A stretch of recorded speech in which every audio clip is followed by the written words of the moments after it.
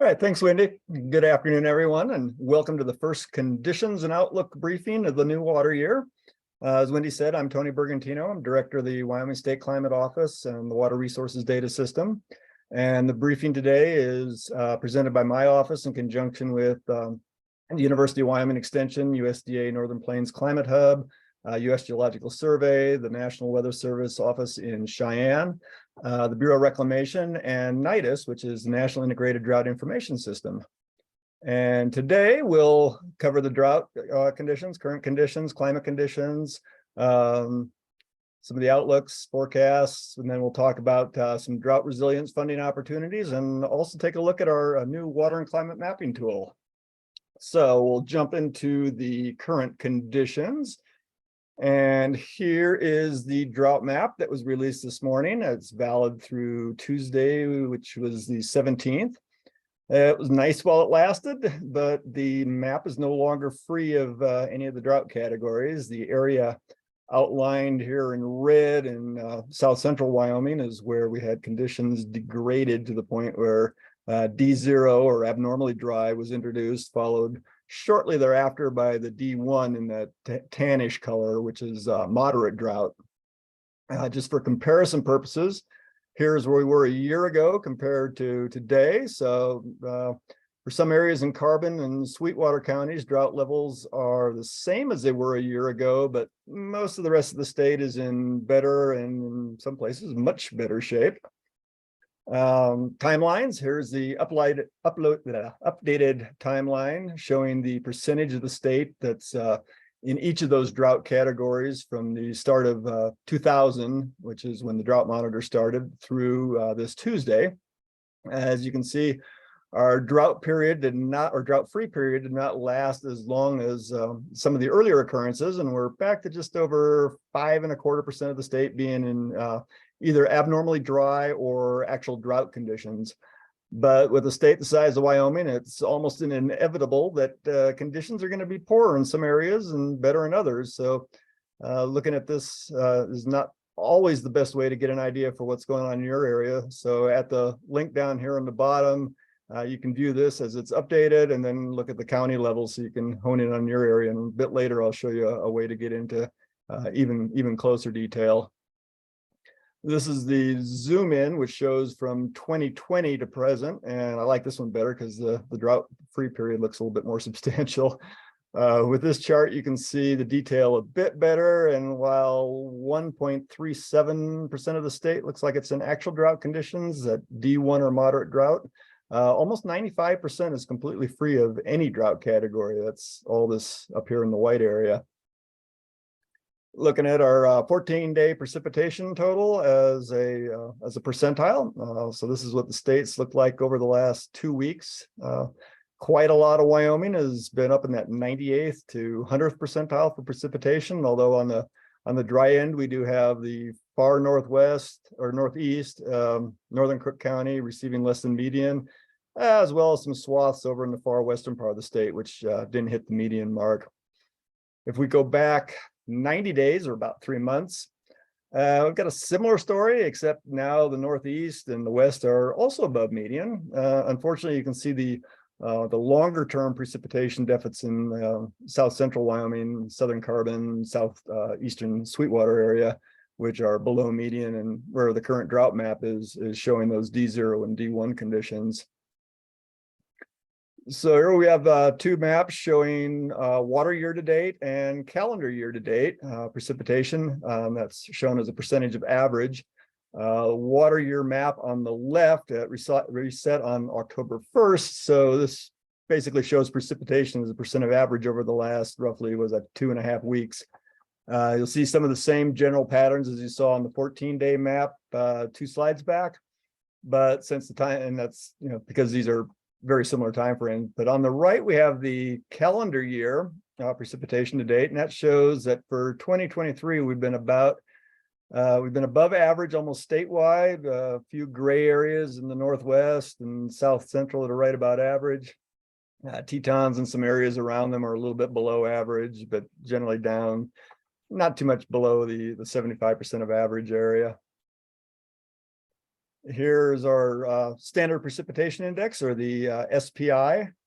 It shows for 1 and 2 months here across the top, and 1 year down here on the lower right. And all 3 maps are generally neutral to wet, except for the south central and a bit of the southeast there at the 30 and 60-day time frames. Again, that should be no surprise. Then that's where we're seeing the emerging drought that was showing up on the U.S. Drought Monitor back here at the beginning. 14-day average minimum temperature. Have the last 2 weeks here, minimum temperatures on the upper right. Actual temperatures showing, and minimums over the last 14 days have still been above freezing in the lower areas east of the divide, while the higher elevation valleys have averaged a bit below freezing, decreasing to the 20s and even the high teens the higher up you go. Looking at these temperatures as a departure from the average down here on the lower left, we got the state somewhat divided diagonally southwest to northeast, with areas on the northern side of the line being 3 to 6 degrees above average, and generally 0 to 3 above average south of that somewhat line. In that southern area, we've got a couple scattered areas where the departures are actually negative, down to not quite 3 degrees below average. But looking at the maximum temperatures, again, over the last 2 weeks, the upper right here are the actual temperatures again. Highs still above freezing, mountainous areas generally with highs in the low 50s and below, with much of the plains, lower elevations of the wind, bighorn basins, areas such as that being in the low to upper 60s.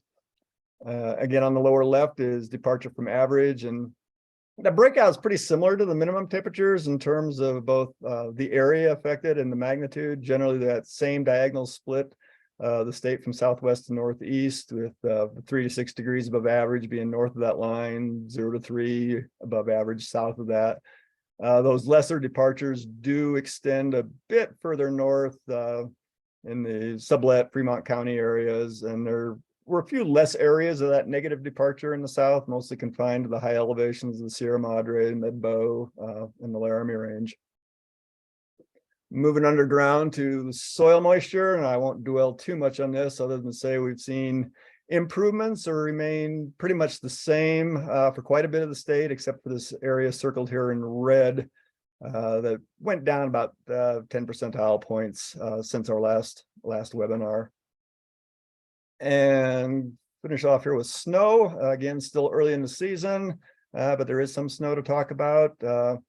These maps compare the date last year here on the left, and for those of you who don't want to squint too hard, I circled the 2 areas there in yellow that actually had detectable snow water equivalent last year at this time.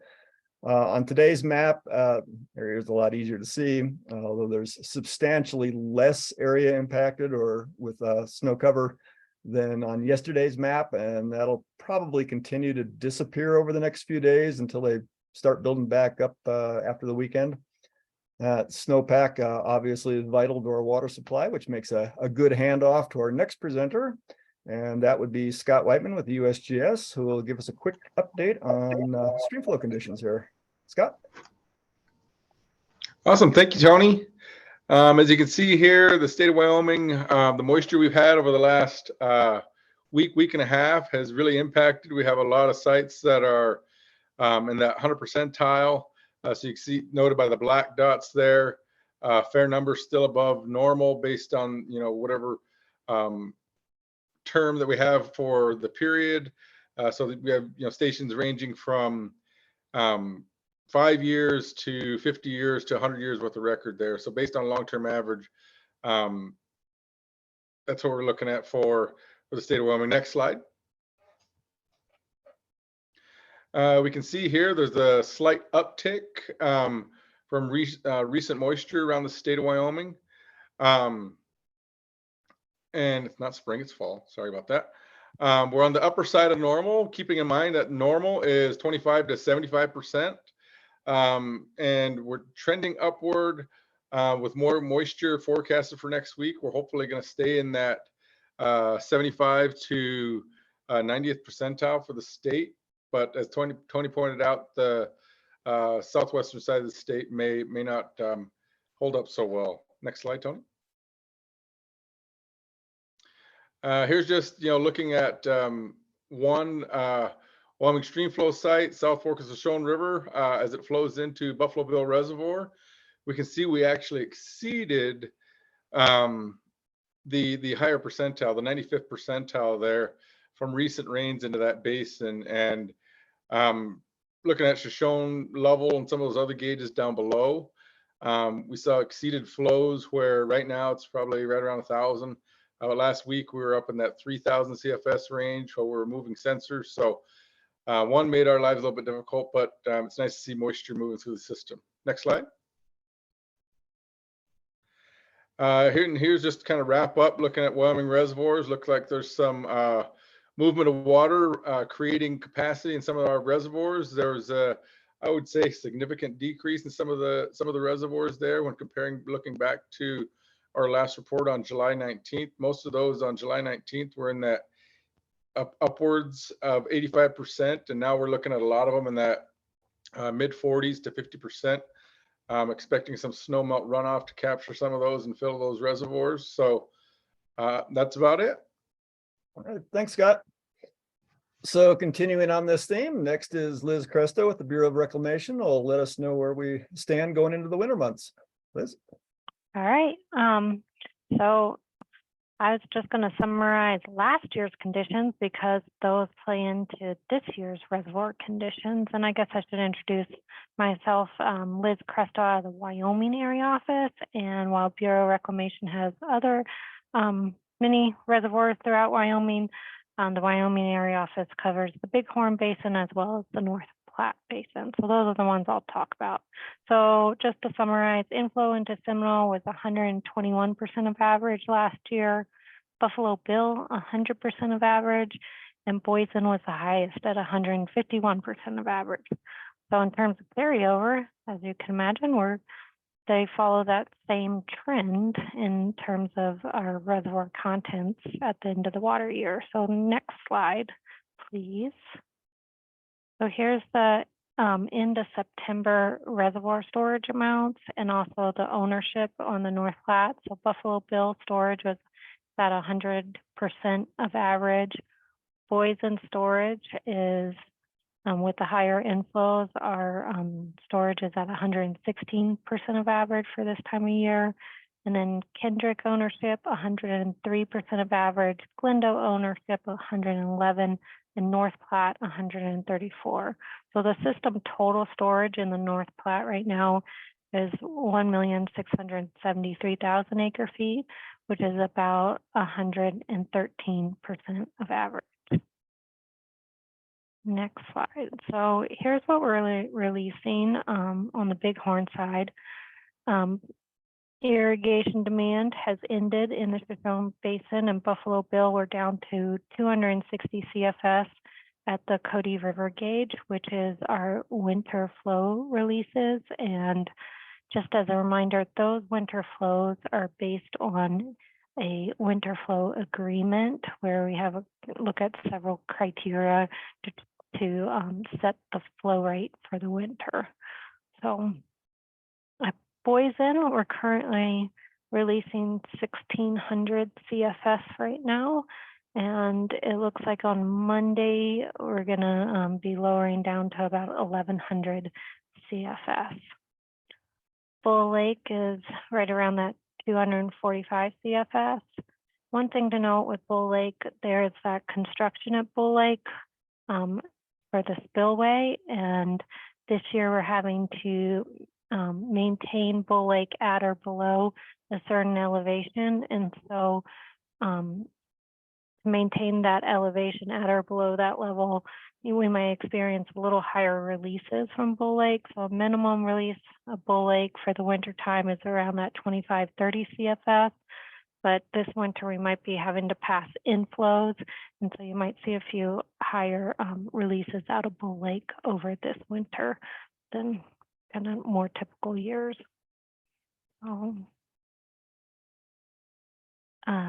This is what we're releasing out of the North Platte. So starting upstream, 530 CFS from the Miracle Mile. Gray Reef releasing 500 CFS. Below Glendo, we're at 25 CFS. And Guernsey we're down to gate leakage, which is around 3 CSS. So irrigation has been done for a while, and we're just kind of at those winter flow levels now. So thank you, everyone. Yeah, thanks, Liz. Yep. Looking ahead with some weather forecasts outlooks, I will turn it over to Tony Anderson, who's with the National Weather Service in Cheyenne. Go ahead, Tony.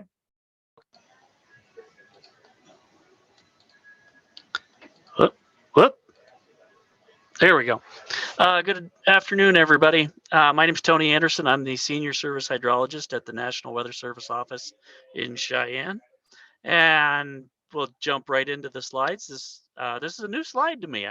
I was surprised when I saw that this morning, but it's a good one. The highlighted area the entire slide shows what we expect in terms of weather hazards during the course of a year. And the yellow highlighted area is, of course, for the next month. And as you can see, we're moving out of the really active time period of the convection and the fire weather and the flash flooding, but we're moving into Wyoming, winter and wind. So we're expecting, hard to believe with the weather conditions we have right now, but winter storm warnings and high wind warnings would be our most likely weather hazards for this time of year, with the possibility of some ice jams, assuming it ever gets cold again. But they tell me it's going to in the near future, so I shouldn't brag about the beautiful weather. Next slide, please. Just to kind of give you a rundown on what we experienced this year, the bar chart shows you the number of severe weather warnings that we issued each year for the last, 35 years. And this year was very active. 2019 was our top one a couple years ago, but this was the second most active year that we've had in terms of severe weather warnings statewide. The Cheyenne office alone, this includes, of course, 8 counties in the panhandle of Nebraska, but the Cheyenne office actually set a record this year for the combined tornado, severe weather, or severe thunderstorm, and flash flood warning, total warnings. So it's been a busy year, and we had a pretty active winter season with the high wind warnings. So we've been busy. We could use a break. Next slide. Looking forward for the next 7 days, we're going to continue to be warm and dry for the next 3 or 4 days into Sunday. So enjoy the unseasonably warm weather that we've been having, although it's been aggravating the drought as we saw.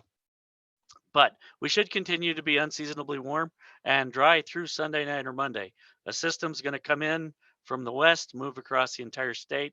Looks like it's going to be kind of a broad scale system that brings a little bit of rain everywhere. We're going to have less in the southeast, more in the northwest. But of course, we've got the high country there creating uplift and generating precipitation. We should see some snow in the high country due to this system, but most of the rest of us are going to get increased chances of rain or some rain. And you can see high countries, we're looking in the inch and a half range. And then down in the low country, we're down kind of a persistent sprinkle, not really accumulating that much. Next slide, please. Looking beyond 7 days out to the 8 to 14 day time period, we don't give you a specific forecast, but we kind of give you generalizations and probabilities. So looking at the temperature outlook for that 8 to 14 day time period, we've got a moderate to strong signal for below normal temperatures in that 8 to 14 day period. So there is a system coming through that should be dropping temperatures and dropping them significantly in that 8 to 14 day period. Of course, that drop is out in the time period where we're not terribly confident in the forecast. So, but the probabilities are higher for below normal temperatures. Looking at the precipitation, we really don't have a very strong signal here, but there is a signal for most of the state for above normal precipitation. So that would be consistent with the rain that we're forecasting in the Sunday through Tuesday, Sunday through Wednesday time period. Next slide. Stretching that out to 1 month, our signals really weaken. The temperature outlook, we've got a moderate above normal signal in the extreme southwest part of the state, and that weakens as you move to the northeast to no signal at all in the northeast, probably third of the state. So when you see equal chances, as Lance Van Boogart, my colleague from Riverton, says, that means your best forecast is climatology. We're really not getting a signal out of the atmosphere or out of the oceans that would drive us one way or the other.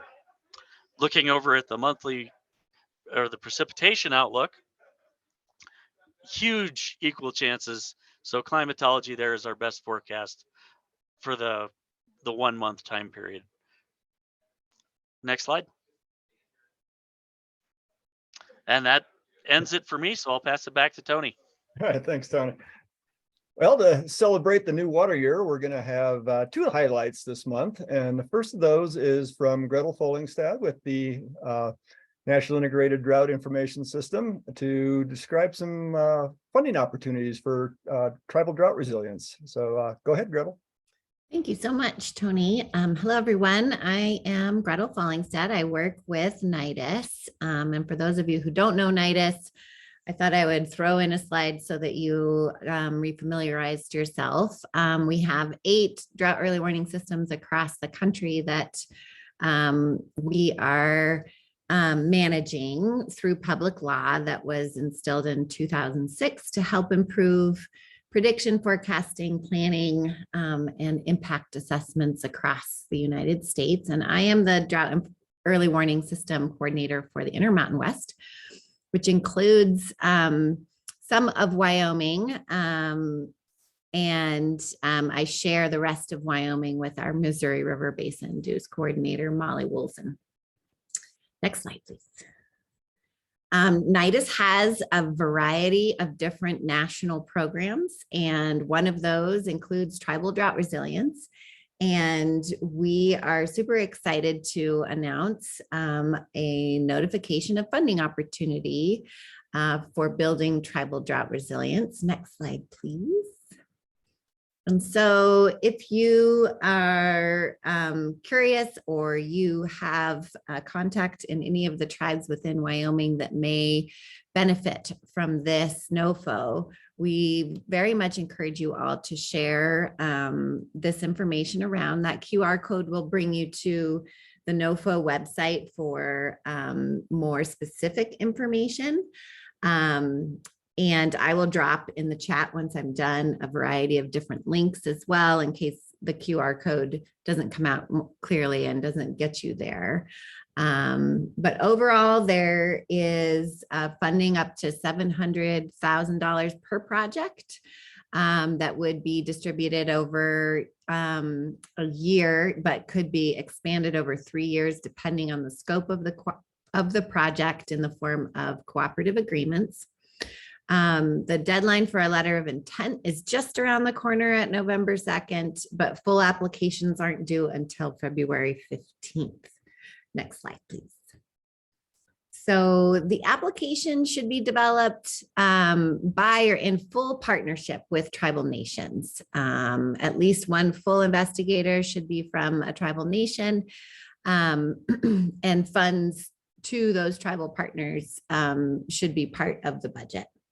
Eligible applicants, however, include federally recognized tribal governments, institutions of higher education, nonprofits, commercial organizations, international organizations, and state and local governments. So we are definitely encouraging partnership for this opportunity. About 3 to 5 projects, depending on their budgets, of course, will be funded. And there's no cost sharing or match requirements for this opportunity, which is really awesome. Next slide, please. So overall, the intent of the opportunity is to support tribal nations to implement activities that address both current and future drought risks and challenges. So projects could include, but aren't limited to these descriptions, but this might spur on a few ideas. Identifying drought impacts more specifically, place-based within a tribal nation or neighboring shared lands, identifying optimal drought indicators or triggers, drought communication systems or dissemination, improving and enhancing monitoring, an online dashboard or tools that help communicate information across tribal nations and partners, conducting vulnerability assessments, drought planning, and convening workshops. And demonstrating that the application of drought data and information would enhance decision-making for tribes in particular. Next slide, please. And so there will be 2 informational webinars that will go over sort of the application process. The first has already passed, but the next is on December 6th. So mark your calendars if you are interested. And those will, basically cover any questions that you have. These links also have an FAQ portion for questions. And my colleague, Britt Parker, I'll drop her email in the chat. She's the one that manages the grants for NIDIS, and she is more than happy to answer any questions that you may have. Next slide. And I'm happy to join you today, and you can certainly plot some questions in the chat as well. If I can't answer them, I will forward them along to Britt. Thank you so much for the opportunity to share. Well, thanks, Gretel. Well, for the second highlight of this month, I'd like to show some previews of our new Water and Climate Explorer mapping tool. This is the 4th iteration of our map server. The first version came out in the late 90s and was completely homegrown. In it, I would actually deconstruct the ArcInfo files to get X and Y points, polygons, points, whatever, and then convert those into image coordinates, draw those on a flat picture each time a user panned or zoomed or added a layer. And it was clunky, but it was for that time, it was pretty effective. We then moved to ArcIMS, the internet map server that they had for several years and discontinued also several years ago. And then we finally moved to an ArcGIS platform server. But this latest version kind of goes somewhat back to our roots, as it has a lot more customization and programming in it, with the benefit over that older version is that we can use the grids, geodatabases, geopackages, whatever. We can serve those natively without having to convert them. So it's been quite a rewrite on this one, and we're glad to finally be able to release that for use. So here's the opening screen you're presented with when you go to the map. I'm going to show you some of the features that can be viewed, but would like to concentrate somewhat on on the actual use of the tool, because developers never have the luxury of looking at their product with new eyes to see just how intuitive or how useful or how to use it it is as someone who's because we're sitting there just developing it the whole time, so we know exactly what it does and the features of it, so we don't get that advantage. So questions and feedback from users like yourselves is essential in making this as good as it can be. So let's go into some brief navigation. You can roll the mouse wheel in or out, or you can shift click to drag a rectangle to zoom in. You can also step in or step out using the zoom in, zoom out buttons boxed in red. There's also some predefined areas you can click on the map and go right to those areas. Those include zooming out to all of Wyoming or to each of the 23 counties. Some of the layers in this map server are nationwide, so I've added the capability of being able to zoom into the full lower 48 states, or you can go to an individual state if you want to check out another part of the country. So here are some key features to interacting with the map. There's a brief set of instructions up there at the top, which hits the highlights. It's by no means fully inclusive. Things to remember are that to turn on a particular feature, you would click on the checkbox circled there in red. If you want to interact with a layer, once you've turned it on, you would tick the radio button there that's circled in, what is that, cyan, I guess. And then once the layer is on and you have selected the point to interact with it, when you click on one of the features on the map, you'll get information about whatever whatever layer you have turned on and whatever feature you were hovering over when you click. So here I clicked on the Casper-Natrona Airport, circled in blue there on the map, and I got this chart to pop up showing the annual temperature extremes and averages. So if you were to click the link at the bottom of that graph, you would be brought to a page which has some finer detail, giving you, the options to bring up an individual month with the values at each of the points. And this is showing the daily extreme for its period of record, the daily extreme maximum, extreme minimum, and then what the average is, which is those two lines there in the sort of lighter blue and red colors.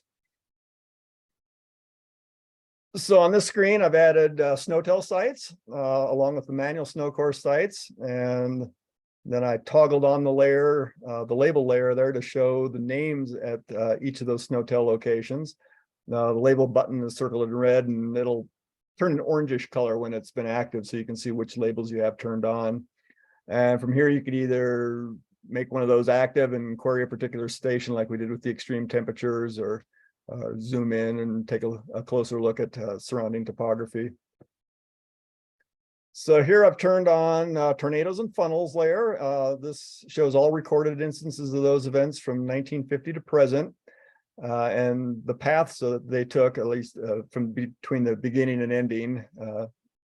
Most times there's no real points in between on the path, but this will show the start and the stop.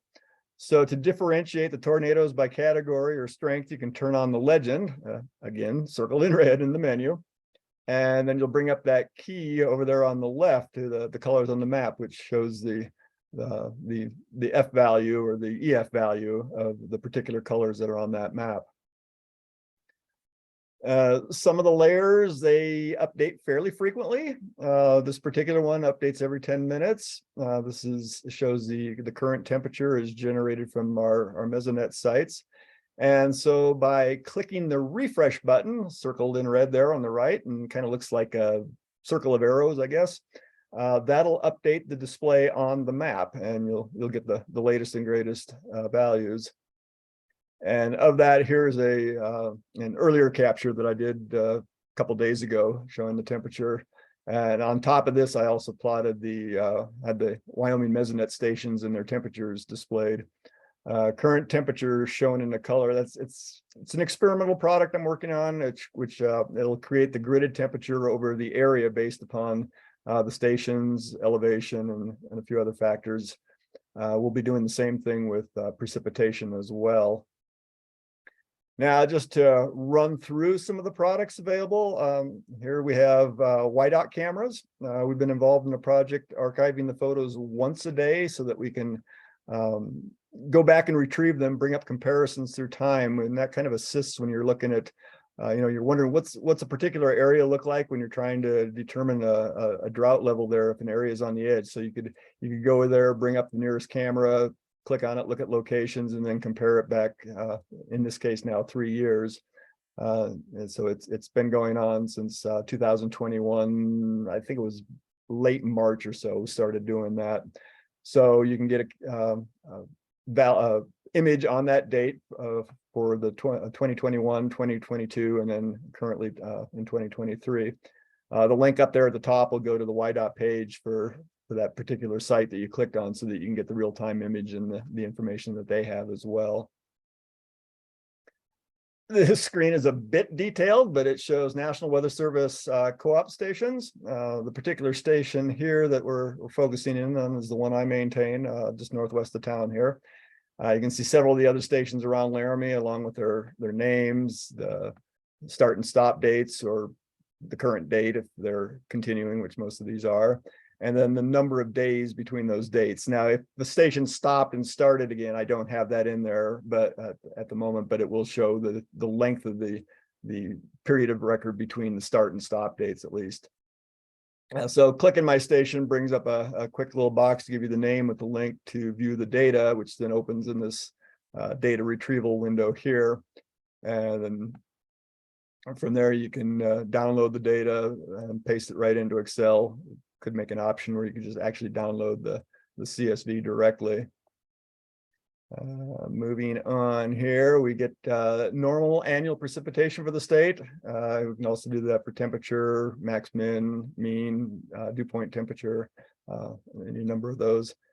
I clicked a random spot, yeah, circle in red again, up in Fremont County. And when you do that, it brings up this chart showing the normal monthly precipitation totals for that spot. So that's any part of any spot in the state you can click on, and actually, if you zoom out, it's any part in the lower 48. So far, with the exception of that last slide, everything that I've been clicking on here has been a point where there's actually a station or data has been physically collected. But by selecting grid up here in the upper right, you can click a random spot on the map, like I've done here near Casper, and you'll get a little box showing the coordinates, and then a link that'll take you to another page that has a listing of what sort of data might be available at that spot. So once you do click on that, you bring up a page that looks like this over here on the left. And from that, you can get a whole listing of different items there. You can look at monthly max min temperatures. I say it's a bit busy, but you can see snow water equivalent and depth from 2004 to present, and then you can zoom in on a specific time frame just sort of by highlighting an area on that chart. Or you can look at daily minimum temperature from 1981 to present and do the same thing. Say look at the last 6 years, like I've got on the chart to the right of that. And then it also, once you're zoomed in, it makes a little bit more sense. It's not as cluttered. You can put on an average or median temperature over that. You can look at, like I said, the max min temperatures of precipitation from 1895 to present down there on the lower left chart. Or remember what I said about Wyoming being a state where there's bound to be some level of drought showing at most times. Well, with this, one additional thing that you can do is you can bring up, once you've clicked on that point, it's going to be about a 4 kilometer by 4 kilometer grid. Once you click on that point, you can then bring up what the drought categories were at that particular cell from 2000 through present. And so even if you look at it for a county, we got some pretty big counties in the state too, think Sweetwater County, you might be showing, okay, there was some percentage of severe drought in Sweetwater County, but maybe not in your area. So with this, you can hone in even closer to your particular location and see what the drought history has been there for the last 23 plus years now. There's a lot more in the map, but in the interest of time, so we can get into any questions and answers, we might be able to bring up a live version after we're done with that. But I will now turn it back over to Wendy Kelly, who's with the USDA Northern Plains Climate Hub, University of Wyoming Extension, and she'll get us into that Q&A.